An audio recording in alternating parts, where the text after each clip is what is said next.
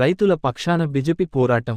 ఎడ్లబండిపై అసెంబ్లీకి వెళ్లిన బీజేపీ ఎమ్మెల్యేలు రైతు భరోసా, రుణమాఫీ చేయాలని డిమాండ్.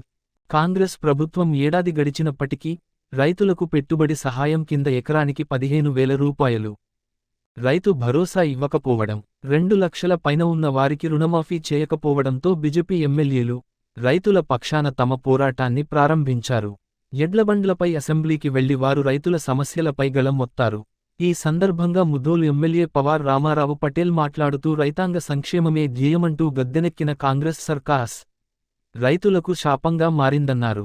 రైతు భరోసా ఇవ్వకపోవడంతో రైతులు వడ్డీ వ్యాపారుల బారిన పడి అప్పుల పాలవుతున్నారన్నారు. కాంగ్రెస్ సర్కార్కు రైతుల ఉసురు తగులుతుందన్నారు. వ్యవసాయ కార్మికులకు ప్రతి సంవత్సరం 12,000 రూపాయలు అందించాలని ఆయన డిమాండ్ చేశారు. ఇచ్చిన హామీలు నెరవేర్చకుండా కల్లిబొల్లి మాటలతో కాలయాపన చేయడం కాంగ్రెస్కు అలవాటైందన్నారు. బీజేపీ ఎమ్మెల్యేలు పాయల శంకర్, రాకేష్ రెడ్డి, పాల్వాయి హరీష్ బాబు ఉన్నారు.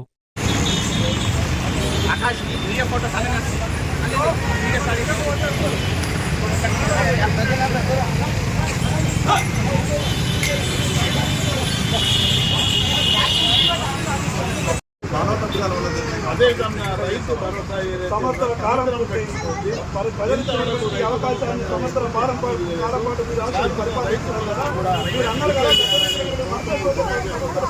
రైతు బీమా ఏదైతే